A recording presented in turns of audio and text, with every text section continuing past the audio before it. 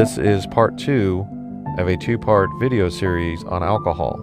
Please watch the first video, Did the Wine in the Bible Have Less Alcohol?, before watching this one. This video is on the right use of alcohol.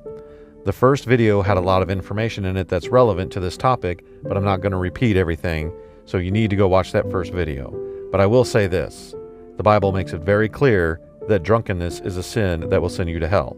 Nobody says it's okay to get drunk, but there is a right use of alcohol.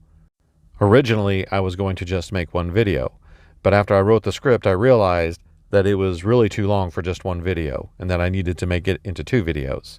So at this point, I'm just going to pick up where I left off on the script. Some people use the fact that St. John the Baptist and others were ordered by God not to drink alcohol, or that Jesus later said that he will not drink wine again until he drink it anew in his kingdom, as justification for their belief that all alcohol consumption is sinful. Has God told you personally not to drink alcohol? Did Jesus say, "And neither should you"? The Bible says there are those who will give up marriage for the sake of the kingdom, and if we can, we should. Matthew 19:12. That means sex, by the way. In fact, the word used in many translations is eunuch, those who choose to live as eunuchs. And we know we will not have our spouses in the kingdom of heaven. Mark 12:25. Does this mean God wills that all men refrain from sex and marriage their entire life? Certainly not.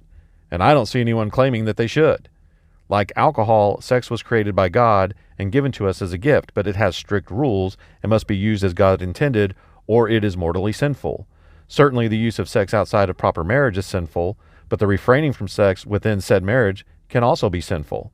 In other words, you can't get married, then decide to live as a monk, denying your spouse the rights they have over your body. So where's the line? At what point does alcohol use go from its proper use willed by God to a mortally sinful act? Well, it's drunkenness. That is mortally sinful. The Catholic Church defines drunkenness as drinking to the point that we lose the use of reason and the ability to distinguish right from wrong. We become disposed to doing mortally sinful acts that we normally would not do. The Church also says in the Catechism 2290, the virtue of temperance disposes us to avoid every kind of excess, the abuse of food, alcohol, tobacco, or medicine.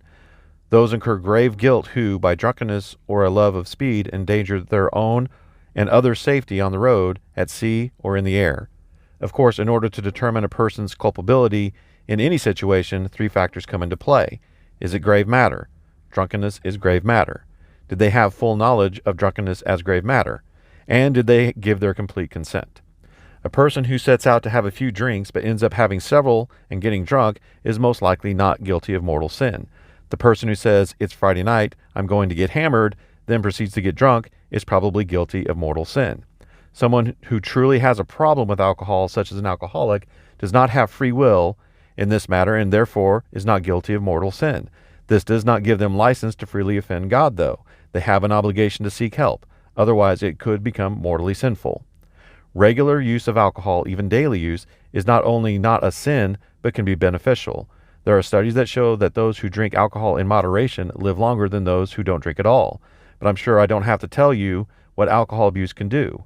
I have known several people who continued to live the party lifestyle well into their adulthood who died in their late 40s and 50s from liver disease. So the virtue lies in temperance, or moderation, not abstinence. So how many drinks can a person have? That depends on the individual, their size, tolerance, how much they've eaten. Each person has to discover their limit for themselves. Is this easy? Heavens no. Whoever told you that living a Christian life would be easy lied to you. Like any virtue, temperance is difficult to achieve. And don't think I'm perfect in this area. I'm not. What if a person is an alcoholic or not raised in a temperate home, either abusing alcohol or shunning alcohol altogether, and has a high risk of abusing alcohol were they to start drinking? Here the principle of double effect comes into play. Drunkenness is a sin. Total abstinence can also be a sin, but is not sinful in most cases.